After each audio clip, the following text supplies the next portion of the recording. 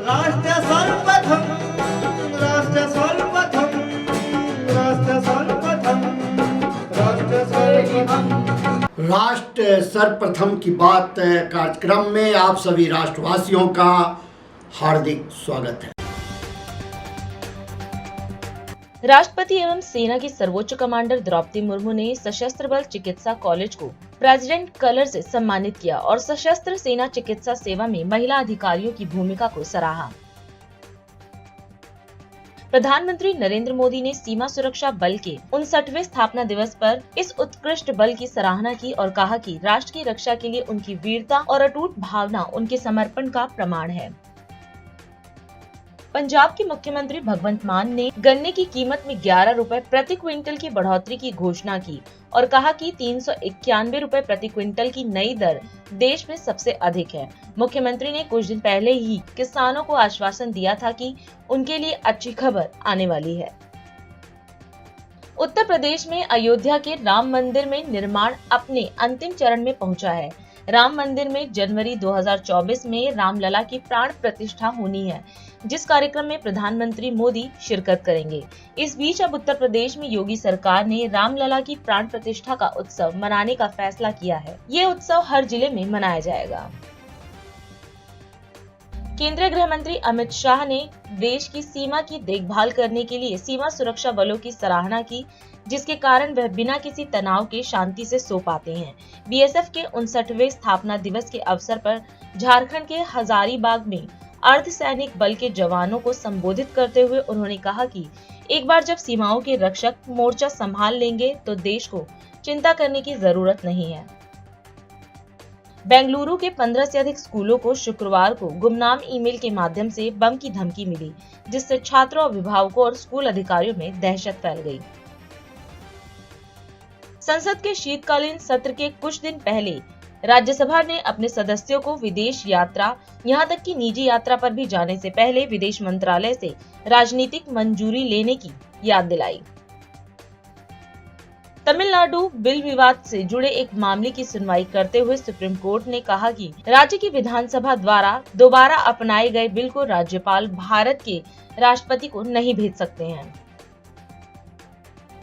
कश्मीर घाटी के ऊंचाई वाले इलाकों में हुई ताजा बर्फबारी से कई प्रमुख मार्ग आवागमन के लिए बंद हो गए हैं, जिससे लोगों को परेशानियों का सामना करना पड़ रहा है। खबरों की माने तो कुपवाड़ा में ताजा बर्फबारी के कारण कुपवाड़ा से तंगधार केरन मार्ग बंद हो गया है। केंद्रीय माध्यमिक शिक्षा बोर्ड ने कक्षा 10 और कक्षा 12वीं की बोर्ड परीक्षाओं के लिए अपनी मूल्यांकन पद्धति में बड़े बदलाव की घोषणा की है। तत्काल प्रभाव से सीबीएसई अब छात्रों को डिवीजन या डिस्टिंक्शन नहीं देगा, बल्कि व्यक्तिगत विषय के प्रदर्शन पर ध्यान केंद्रित करेगा। राष्ट्रपति द्रौपदी मुर्मू ने आज पुणे में सशस्त्र बल मेडिकल कॉलेज को प्रेसिडेंट कलर प्रदान किया। उन्होंने कंप्यूटेशनल मेडिसिन के लिए सशस्त्र बल केंद्र प्रज्जना का भी वर्चुअल रूप से उद्घाटन किया। राष्ट्रपति ने इस अवसर पर कहा कि एएफएमसी ने चिकित्सा शिक्षा में उच्चतम मानक वाले संस्थान के रूप में प्रतिष्ठा प्राप्त की है। इस संस्थान के स्नातकों ने युद्ध, उग्रवाद विरोधी अभियानों, प्राकृतिक आपदाओं और महामारी का सामना करने में देश के भीतर और हमारी राष्ट्रीय सीमाओं के बाहर अपनी समर्पित सेवा के माध्यम से देश को गौरवान्वित किया है। राष्ट्रपति ने कहा कि आज हम चिकित्सा के क्षेत्र में artificial intelligence, precision medicine, 3D printing, telemedicine और अन्य प्रौद्योगिकियों का उपयोग देख रहे हैं। उन्होंने कहा कि सशस्त्र बल चिकित्सा सेवाएं सैनिकों को सर्वोत्तम स्वास्थ्य और युद्ध के लिए सदैव तैयार रखने में महत्वपूर्ण योगदान देती है। आर्म फोर्सेस मेडिकल कॉलेज के 75 वर्ष पूर्ण होने पर प्रेसिडेंट्स कलर प्रदान करके मुझे हार्दिक प्रसन्नता हुई है। इस महाविद्यालय ने मेडिकल एजुकेशन के उच्चतम स्तर के संस्थान के रूप में प्रतिष्ठा अर्जित की है। राष्ट्र की निरंतर सेवा करने के लिए मैं इस संस्थान के सभी पूर्व और वर्तमान अधिकारियों, संकाय सदस्यों, विद्यार्थियों और कर्मचारियों को बहुत बहुत बधाई देती हूँ। इस संस्थान के स्नातकों ने युद्धों में, घुसपैठ और आतंकवाद विरोधी अभियानों में, प्राकृतिक आपदाओं और महामारी का सामना करने में देश के भीतर एवं राष्ट्रीय सीमाओं के बाहर भी अपने समर्पित सेवाओं के माध्यम से देश को गौरवान्वित किया है। इस संस्थान के विद्यार्थियों ने वीरता, अदम्य साहस और सर्वोच्च बलिदान के अनेक उदाहरण प्रस्तुत किए हैं। यहाँ के कई स्नातकों को कीर्ति चक्र, वीर चक्र, सेना और नौसेना पदक की भी सम्मानित किया गया है। एएफएमसी के पूर्व विद्यार्थियों को मानवता के प्रति अनुकरणीय सेवा के लिए पद्म भूषण, पद्मश्री, राष्ट्रपति स्वर्ण पदक जैसे सम्मान भी दिए गए हैं। मैं संस्थान के पूर्व विद्यार्थियों एवं कर्मियों को इन उपलब्धियों के लिए बहुत बहुत बधाई देती हूँ। देवियों और स्वजनों, मुझे ये जानकर प्रसन्नता हुई है कि एएफएमसी से शिक्षा प्राप्त करने वाली बहुत सी महिलाओं ने सेना चिकित्सा के क्षेत्र में महत्वपूर्ण योगदान दिया है और सेना के विभिन्न अंगों में उच्च पद को सुशोभित किया है। मुझे ज्ञात हुआ है कि एएफएमसी की पूर्व छात्रा पुनीता अरोड़ा देश की सेना में पहली महिला लेफ्टिनेंट जनरल बनी। इंडियन एयरफोर्स की पहली महिला एयर मार्शल पद्मा बंदोपाध्याय भी इसी संस्थान की पूर्व कैडेट है। ऐसी अनेक महिला कैडेट्स यहाँ से स्नातक होकर सेना में उच्च पदों पर पहुंची है। मैं आशा करती हूँ कि उनसे प्रेरणा लेकर महिलाएं अधिक संख्या में भारतीय सेना में अपना करियर चुनेंगी। वे अपने अधिकारों के प्रति और भी अधिक जागरूक होंगे तथा आगे बढ़ने में अन्य महिलाओं की भी मदद करेगी। हमारी सेना के अनुशासन, अदम्य साहस और कौशल ने सदा हमारी राष्ट्रीय हितों की रक्षा की है। साथ ही देश के विकास के लिए शांतिपूर्ण आंतरिक वातावरण तैयार करने में भी बड़ी भूमिका निभाई है। सशस्त्र सेना चिकित्सा सेवाओं हमारे वीर सैनिकों को सर्वाधिक स्वस्थ और युद्धों के लिए सदैव तैयार रखने में महत्वपूर्ण योगदान दी है। आर्म फोर्सेस मेडिकल कॉलेज से चिकित्सा विज्ञान, नर्सिंग और पैरामेडिकल की शिक्षा में प्रशिक्षण प्राप्त करके हजारों प्रोफेशनल्स ने राष्ट्र और विशेष रूप से सशस्त्र सेनाओं के लिए अपनी सेवाएं प्रदान की है। देवियों और स्वजनों, मैं आप सबसे आग्रह करना चाहूंगी कि चिकित्सा के क्षेत्र में अनुशासन पर जोर दे और नवीनतम टेक्नोलॉजी का प्रयोग करें। आज हम देख रहे हैं कि artificial intelligence, precision medicine, 3D printing, telemedicine और अन्य टेक्नोलॉजीज का उपयोग चिकित्सा के क्षेत्र में किया जा रहा है। आप सबको मिलकर ये सुनिश्चित करना है कि हमारी तीनों सेनाओं के सभी कर्मियों की चिकित्सा उच्चतम स्तर की हो। मुझे विश्वास है कि एएफएमसी की टीम इस प्रयास में अपनी महत्वपूर्ण भूमिका निभाती रहेगी। इस संस्थान के सभी विद्यार्थियों पर बहुत बड़ा दायित्व है। आप सबको देश की रक्षा करने वाले वीरों के स्वास्थ्य की रक्षा करनी है। मुझे विश्वास है कि ये जिम्मेदारी आप पूरी मेहनत और लगन से निभाएंगे। आप अपने प्रतिबद्धता पर सदा अटल रहे हैं और अपनी योग्यता सिद्ध की है। इस ऐतिहासिक अवसर पर मैं आपसे राष्ट्रीय हित के प्रति अपने संकल्प, उत्साह और प्रतिबद्धता को रिन्यू करने का आग्रह करती हूँ। मुझे विश्वास है कि आप इसी प्रकार अपने सभी कार्यों में उत्कृष्टता के लिए निरंतर प्रयासरत रहेंगे। मैं एक बार फिर एएफएमसी के सभी सदस्यों को शुभकामनाएं देती हूं और आप सबके उज्जवल भविष्य की कामना करती हूं।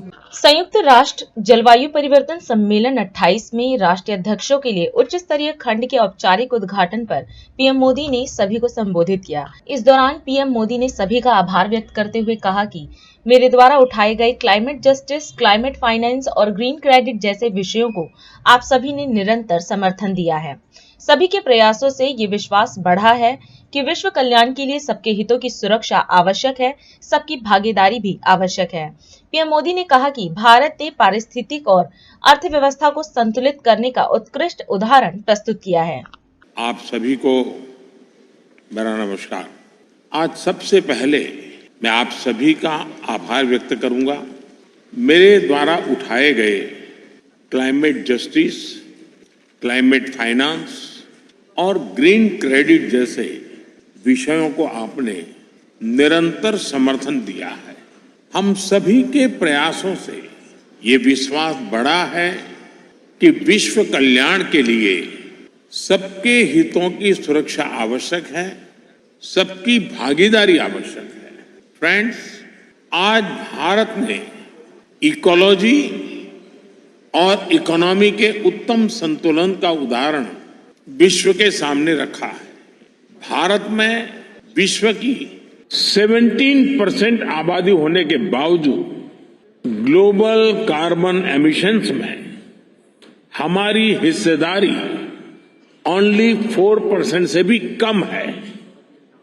भारत विश्व की उन कुछ इकोनॉमीज में से एक है जो एनडीसी टारगेट्स को पूरा करने की राह पर है।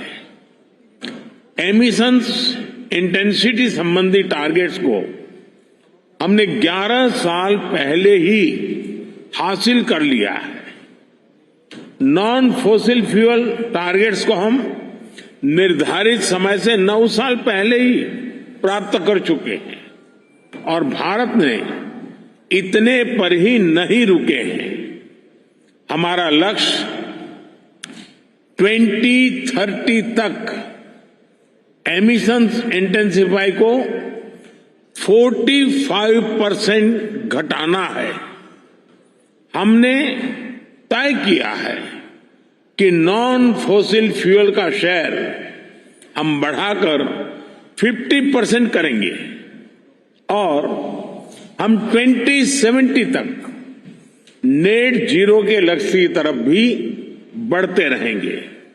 फ्रेंड्स, भारत ने अपनी G20 प्रेसिडेंसी में one earth, one family, one future की भावना के साथ क्लाइमेट के विषय को निरंतर महत्व दिया है। सस्टेनेबल फ्यूचर के लिए हमने मिलकर ग्रीन डेवलपमेंट पैक्ट पर सहमति बनाई। हमने लाइफस्टाइल फॉर सस्टेनेबल डेवलपमेंट के सिद्धांत तय किए। हमने वैश्विक स्तर पर रिन्यूएबल एनर्जी को 3 गुना करने की प्रतिबद्धता जताई। भारत ने ऑल्टरनेट फ्यूल्स के लिए हाइड्रोजन के क्षेत्र को बढ़ावा दिया और ग्लोबल बायोफ्यूल्स अलायंस भी लॉन्च किया। हम मिलकर इस नतीजे पर पहुंचे कि क्लाइमेट फाइनेंस कमिटमेंट को बिलियन से बढ़ाकर कई ट्रिलियन तक ले जाने की आवश्यकता है। साथियों, ग्लासगो में भारत ने आइलैंड स्टेट्स के लिए इंफ्रास्ट्रक्चर रेजिलिएंट इनिशिएटिव की शुरुआत की थी। भारत 13 देशों में इससे जुड़े प्रोजेक्ट्स तेजी से आगे बढ़ा रहा है। ग्लासगो में ही मैंने mission life style for environment का विजन आपके सामने रखा था। इंटरनेशनल एनर्जी एजेंसी की स्टडी कहती है कि इस अप्रोच से हम 2030 तक प्रति वर्ष 2 बिलियन टन कार्बन एमिशन कम कर सकते हैं। आज मैं इस फोरम से एक और प्रो प्लैनेट, प्रोएक्टिव और पॉजिटिव इनिशिएटिव का आह्वान कर रहा हूं। यह है ग्रीन क्रेडिट इनिशिएटिव। यह कार्बन क्रेडिट की कॉमर्शियल मानसिकता से आगे बढ़कर जन भागीदारी से कार्बन सिंक बनाने का अभियान है। मैं उम्मीद करता हूं कि आप सब इससे जरूर जुड़ेंगे। आज बॉर्डर सिक्योरिटी फोर्स यानी बीएसएफ अपना 59वां स्थापना दिवस मना रही है। इस मौके पर झारखंड के हजारीबाग में शुक्रवार को एक कार्यक्रम का आयोजन किया गया, जहां मुख्य अतिथि के रूप में केंद्रीय गृह मंत्री अमित शाह पहुंचे। शाह ने कार्यक्रम को संबोधित करते हुए कहा कि बीएसएफ के लाखों सीमा प्रहरियों ने अपने जीवन का स्वर्ण काल 40 डिग्री सेल्सियस से लेकर 45 डिग्री सेल्सियस के रेगिस्तान में, कहीं दलदल में तो कहीं सुंदरनगर के जल में बिताया है। परिवार से दूर रहकर दुर्गम सीमाओं की सुरक्षा जिस तरह से बीएसएफ ने सुनिश्चित की है, पूरा देश बीएसएफ के जवानों को सलाम करता है और आप पर नाज करता है। बीएसएफ की 59वीं वर्षगांठ पर सीमा सुरक्षा बल के सभी मेरे सीमा प्रहरियों और आज इतनी बड़ी संख्या में उपस्थित हजारीबाग कैंप के बीएसएफ परिवार के परिवारजनों, भाइयों और बहनों, आप सभी को मैं 59वें स्थापना दिन की बहुत बहुत शुभकामनाएं और अभिनंदन देना चाहता हूं। मित्रों, आज हम हजारीबाग की पवित्र भूमि पर उपस्थित है। उस वक्त हजारीबाग के स्वतंत्रता सेनानी सरस्वती देवी, बाबू रामनारायण सिंह, मदनलाल शर्मा और हजारीबाग जेल में ही अंग्रेजों के खिलाफ प्रचंड पराक्रम लोकनायक जयप्रकाश जी ने बताया था। वो सभी को स्मरणांजलि देकर मैं मेरी बात की शुरुआत करना चाहता हूं। बीएसएफ पाकिस्तान और बांग्लादेश की दुर्गम सीमाओं की सुरक्षा, इसका नेतृत्व आपके पास, जिम्मेदारी आपके पास। अटल बिहारी वाजपेयी जी ने एक महत्वपूर्ण निर्णय लिया था, एक सीमा पर एक ही सुरक्षा बल, और इसके तहत बांग्लादेश और पाकिस्तान की सबसे कठिन सीमाओं की जिम्मेदारी, इसकी सुरक्षा की जिम्मेदारी बॉर्डर सिक्योरिटी फोर्स पर आई और आपने तब से लेकर अब तक इसको सुपेरे निभाई है। जम्मू कश्मीर का बर्फीला बॉर्डर हो, पूर्वोत्तर की पहाड़ियां हो, गुजरात की सीमा पर का रेगिस्तान, राजस्थान का रेगिस्तान, गुजरात की सीमा पर दलदल हो या सुंदरवन और झारखंड के घने जंगल के क्षेत्र हो, आप हमेशा मुस्तैद रहे और दुश्मनों के नापाक इरादों को आपने हमेशा विफल किया है। बल ने संयुक्त राष्ट्र शांति मिशन में भी सेवा और वीरता के अंतर्राष्ट्रीय स्तर पर कई मानांक प्रस्तापित किए हैं। न केवल भारत, पूरे यूएनओ में इसकी एक सुवर्ण नोट आपके नाम पर अंकित है, इसका मुझे गौरव है। मुझे मालूम है आप आपकी ड्यूटी करते वक्त दीपावली का दिया भी सरहद पर जलाते हो, होली बर्फीली पहाड़ों पर मनाते हो और छठ दुर्गम नदियों के पानी के अंदर बिताते हो, मगर आपका ये बलिदान इस देश को सुरक्षित करता है। और मैं आज आपको बताना चाहता हूं, जिस देश की सीमाएं सुरक्षित नहीं होती, वो देश कभी विकसित नहीं हो सकता, वो देश कभी समृद्ध नहीं हो सकता। आज मोदी जी के नेतृत्व में देश ने हर क्षेत्र में प्रगति की, चाहे चांद पर चंद्रयान पहुंचाना हो, चाहे G20 के माध्यम से देश के कूटनीतिक क्षेत्र में देश के ध्वज को समग्र विश्व में फहराना हो, चाहे हमारी अर्थव्यवस्था को 11वें नंबर से 5वें नंबर पर लानी हो। ये सभी तभी संभव है जब आपकी त्याग, तपस्या, बलिदान और शौर्य से देश की सीमाएं सुरक्षित हैं। पिछले 5 वर्षों में बीएसएफ ने ढेर सारे कीर्तिमान रचे हैं। 30,000 किलो से ज्यादा नारकोटिक्स, नशीले द्रव्यों को पकड़ने का काम बीएसएफ ने किया है।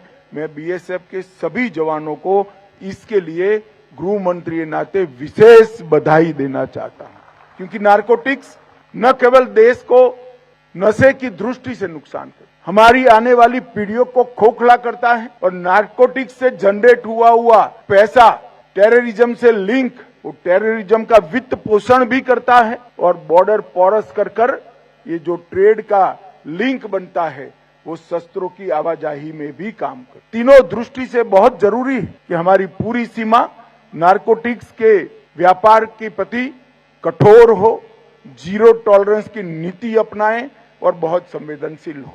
और बीएसएफ ने तीनों काम बहुत सुपेरे पार किए हैं। मैं बीएसएफ के जवानों को बहुत बहुत बधाई देना चाहता हूं। 2500 से ज्यादा हथियार पकड़े गए हैं। एंटी ड्रोन टेक्नोलॉजी जो कि इवॉल्विंग टेक्नोलॉजी है, मगर बीएसएफ ने बहुत अच्छे प्रयोग किए हैं। दर्जनों ड्रोन मार गिराए हैं। अब तक 90 से ज्यादा ड्रोन मार गिराए हैं और नई दिल्ली में इसके रूट का पहचान करने के लिए बीएसएफ ड्रोन और साइबर फोरेंसिक लैब भी स्थापित कर बीएसएफ ने R&D के क्षेत्र में भी बहुत अच्छा काम किया है। बीएसएफ आने वाले दिनों में 2300 किलोमीटर की अंतर्राष्ट्रीय सीमा पर कई प्रकार के तकनीकी समाधान के लिए भी आगे बढ़ रही है। इसका मुझे बहुत आनंद है। अभी समय है एक ब्रेक का, हम चलते हैं ब्रेक पर, आप कहीं जाए नहीं, छोटा सा break. Powered by Kamal Buildtech Private Limited, fulfilling promises. With our professional team and experience of delivering projects, in past we guarantee you peace of mind and top quality work in an affordable price. और अधिक खबरों के लिए आप हमारे YouTube channel दैनिक India दर्पण को अभी सब्सक्राइब करें और नोटिफिकेशन के लिए बेल आइकन को प्रेस करना ना भूलें। राष्ट्र सर्वप्रथम की बात कार्यक्रम में ब्रेक के बाद एक बार फिर आप सभी राष्ट्रवासियों का स्वागत है। मुख्यमंत्री हेमंत सोरेन ने पलामू जिले में आपकी योजना आपकी सरकार आपके द्वार कार्यक्रम में प्रतिभाग किया। इस दौरान सीएम ने कहा कि पूरे राज्य भर में लगभग 1 महीने तक इन शिविरों का आयोजन किया जा रहा है। उन्होंने जनता से अपील की कि क्षेत्र में लग रहे शिविर में पहुंचकर राज्य सरकार की लोक कल्याणकारी योजनाओं का लाभ अवश्य लें। उन्होंने कहा कि इस अभियान को लेकर शहर और गाँव दोनों पर हमारी नजर बनी हुई है। लोगों को कुछ योजनाओं का तुरंत लाभ मिल रहा है और कुछ में आवेदन स्वीकार कर आगे की कार्यवाही भी की जा रही है। आज मैं यहाँ सरकार के द्वारा एक अभियान के रूप में चलाया जा रहा आपकी योजना आपकी सरकार और आपके द्वार कार्यक्रम के 6ठे कार्यक्रम में आपके साथ यहाँ मौजूद हूँ। ये कार्यक्रम इससे पहले भी हम लोगों ने 2021 में प्रारंभ किया, फिर 2022 में इस कार्यक्रम को आयोजित किया और ये तीसरा चरण का 2023 में हम लोगों ने प्रारंभ किया। 23 तारीख से ये कार्यक्रम चल रहा है और जब 2021 में ये कार्यक्रम हम लोगों ने प्रारंभ किया था तो हमारे वीर शहीद भगवान बिरसा मुंडा जी के जन्म स्थल से शुरू किया था। ये तीसरा चरण का कार्यक्रम हम लोगों ने अपने वीर शहीद सिद्धू कानू चांद भैरव फूलो झानो के जन्म स्थल से शुरू किया। शहर और गांव दोनों पर हमारी नजर बनी हुई है। अभी आप लोगों ने देखा कि हम लोग पलामू जिले में ही इस तरीके के और शिविर लगे हुए हैं जहां पर हजारों की संख्या में लोग जमा हुए हैं और वहां विभिन्न काउंटरों में जा करके उनके लिए कौन सी योजना है उन योजनाओं को तलाश रहे हैं और उन योजनाओं को कुछ योजनाएं उसी शिविर में उनको मिल जा रहा है, कुछ योजनाओं के आवेदन जा रहे हैं। बच्चियों को उसी कैंप में साइकिल के पैसे मिल रहे हैं, उसी कैंप में सावित्रीबाई फुले योजना से उनको जोड़ा जा रहा है, उसी कैंप में वृद्धा लोगों का पेंशन बन जा रहा है, उसी कैंप में हमारी विधवा महिलाओं का पेंशन का कार्ड बन जा रहा है, उसी कैंप के अंदर जाति प्रमाण पत्र, आवासीय प्रमाण पत्र, आय प्रमाण पत्र लोगों को निर्गत हो रहा है। एक अजीब सा मेला पूरे राज्य के अंदर और बहुत उत्साह होकर मनाया जा रहा है। हम यहाँ कभी भी मंचों में जाते हैं और मैं उनसे जानने की कोशिश करता हूँ, क्या कभी कोई पदाधिकारी आपके पंचायत आपके गांव में जाता था क्या पहले आज से? क्या घर घर में जा करके कोई वृद्धा पेंशन का कार्ड बनाता था? कोई विधवा पेंशन देता था? कोई विकलांग पेंशन देता था? कोई नहीं देता था। लेकिन आज वही पदाधिकारी आपके दरवाजे में आके खड़ा है और आपका अधिकार का गठरी लेके खड़ा है। आप अपना अधिकार को अपने हाथ से उठाइए और अपने घर में लेके जाइए। इस झारखंड की आत्मा ग्रामीण क्षेत्र में वास करती है। हम लोगों ने जब सरकार बनाया 2019 में तो आपको पता होगा कि कोरोना जैसा महामारी आ गया था। 1.5-2 साल तो कोरोना ने हमारा खा लिया। हर सरकार को 5 साल चलाने का मौका मिलता है, लेकिन इस कोरोना काल में आपकी इस सरकार ने, आपके इस भाई ने, आपके इस बेटे ने, आपके इस दोस्त ने अपने मजदूर भाइयों को अलग अलग राज्यों से 7 समुंदर पार से हवा जहाज से ढो के ला करके घर में पहुंचाने का काम किया। मुख्यमंत्री योगी आदित्यनाथ ने विधानसभा के शीतकालीन अपूरक बजट सत्र को संबोधित किया। इस दौरान उन्होंने कहा कि उत्तर प्रदेश के लिए लोगों की धारणाएं बदली हैं। ये नए भारत का नया उत्तर प्रदेश है। सीएम योगी ने कहा कि साल 2016-17 में उत्तर प्रदेश की जो जीएसडीपी थी वह लगभग 13 लाख करोड़ के आसपास थी और आज 2023-24 में यह लगभग 24.5 लाख करोड़ पर पहुंच रही है। उन्होंने कहा कि हम लगभग दुगनी रफ्तार से आगे की ओर बढ़ रहे हैं। उत्तर प्रदेश में प्रति व्यक्ति आय 2015-16 में लगभग 45,000 के आसपास थी। आज वह बढ़कर 83,000 करोड़ रुपए से अधिक हो चुकी है। 4 बार प्रदेश में समाजवादी पार्टी की सरकार थी। अलग अलग समय में उन्होंने यहाँ पे प्रदेश में कार्य किया और महोदय 2017 के बाद का उत्तर प्रदेश डबल इंजन सरकार में आदरणीय प्रधानमंत्री जी के मार्गदर्शन में आज यही उत्तर प्रदेश है देश की सबसे बड़ी आबादी का राज्य है। आज मैं इस बात को दावे के साथ कह सकता हूँ, आज उत्तर प्रदेश के बारे में लोगों की धारणाएं बदली हैं और उत्तर प्रदेश को आज लोग सम्मान की दृष्टि से देखते हैं। ये नए उत्तर प्रदेश का, ये नए भारत का वह नया उत्तर प्रदेश है जिसके बारे में आज लोग एक नई धारणा बनाते हैं। उनका दृष्टिकोण बदला है, जैसे दुनिया का दृष्टिकोण भारत के प्रति बदला है, ऐसे ही देश और दुनिया की धारणा उत्तर प्रदेश के बारे में बदली है और हर व्यक्ति बहुत सम्मानजनक ढंग से देखता है। ये परसेप्शन ही उत्तर प्रदेश की सबसे बड़ी पहचान है। हाँ, $1 ट्रिलियन की इकोनॉमी बनने की दिशा में हमारी सरकार के द्वारा जो प्रयास प्रारंभ किए गए हैं, हम लोग आज भी अपनी उन बातों को लेकर के पूरी प्रतिबद्धता के साथ कार्य कर रहे हैं। महोदय 2016-17 में उत्तर प्रदेश की जो जीएसडीपी थी वह लगभग 13 लाख करोड़ के आसपास थी और आज 23-24 में यह लगभग 24.5 लाख करोड़ की पहुंच रही है, यानी हम लगभग दोगुनी की ओर बढ़ चुके हैं। ऐसे ही पर कैपिटा इनकम भी उत्तर प्रदेश की यह 2015-16 के आसपास जो लगभग 43,000 के आसपास थी, आज वह बढ़ करके 22-23 में बढ़ करके दोगुने से अधिक हुई है, लगभग 83,000 करोड़ रुपए से अधिक हो चुकी है और 23-24 के आंकड़े आएंगे तो इसमें और भी वृद्धि होगी।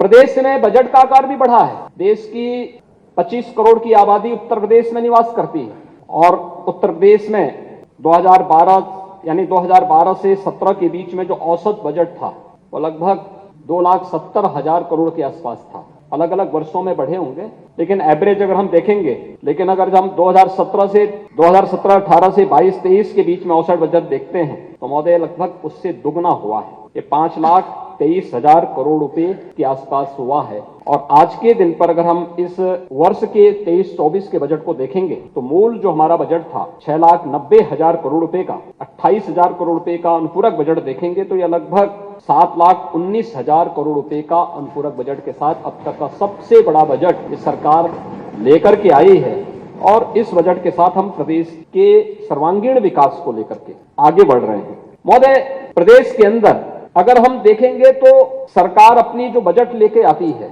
इस बात को ध्यान में रखती है, सभी चीजों को लेके आती है कि हमारे पास उतने सोर्स ऑफ इनकम हमारे पास है या नहीं है। रेवेन्यू स्टेट के पास आएगा कहां से आना है और कहां उसको व्यय होना है। आय और व्यय में संतुलन की स्थिति को भी रखना, प्रदेश सरकार को इन सभी चीजों को ध्यान में रखना होता है और उन्हीं सब बातों को ध्यान में रख करके अगर हम कार्य करते हैं तो उसके परिणाम भी हम सबके सामने आते हैं।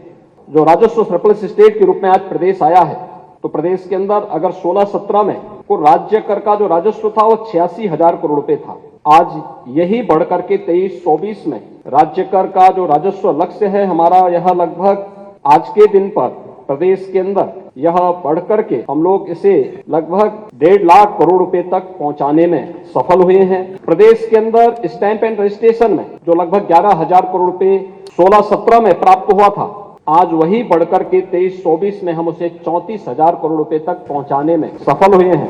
वैट एंड टैक्स के आधार पर जो सेल टैक्स था 49,000 करोड़ रुपए का कुल रेवेन्यू प्रदेश को प्राप्त होता था, आज वही 1.5 लाख करोड़ रुपए पहुंच रहा है और स्टेट एक्साइज में 16-17 में कुल 12,000 करोड़ रुपए प्रदेश के अंदर प्राप्त होता था, आज वही 58,000 करोड़ रुपए प्रदेश उसी एक्साइज टैक्स से ले रहा है। परिवहन में भी 16-17 में कुल 5,000 करोड़ रुपए का राजस्व प्राप्त होता था, 23-24 में वह अब बढ़कर के 12,600 करोड़ रुपए की राशि को भी प्रदेश उससे आगे बढ़ चुका है। महोदय, इसके अलावा प्रदेश ने और भी क्षेत्रों में अपनी प्रगति को तेजी के साथ आगे बढ़ाने का काम किया है, चाहे वह शीरा उत्पादन में यह देश का नंबर 1 राज्य है। प्रदेश एथेनॉल ब्लेंडिंग में यह देश के अंदर आज के दिन पर नंबर 1 राज्य है और प्रदेश के अंदर अन्य बहुत महत्वपूर्ण मुद्दों पे, खासतौर पर पारिवारिक मुद्दे भी आते थे। सबको आवासीय अथवा कृषि संपत्ति ट्रांसफर करने में जो पहले एक लंबी प्रक्रिया होती थी, पूरा शुल्क देना होता था, आज मात्र 5,000 रुपये नियत करते हुए हम लोगों ने सुविधा प्रदेश में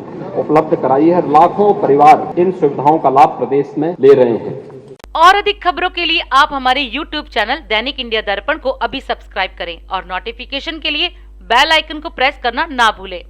आज हम इस कार्यक्रम में आपसे विदा लेते हैं। आप अन्य खबरों के लिए बने रहे।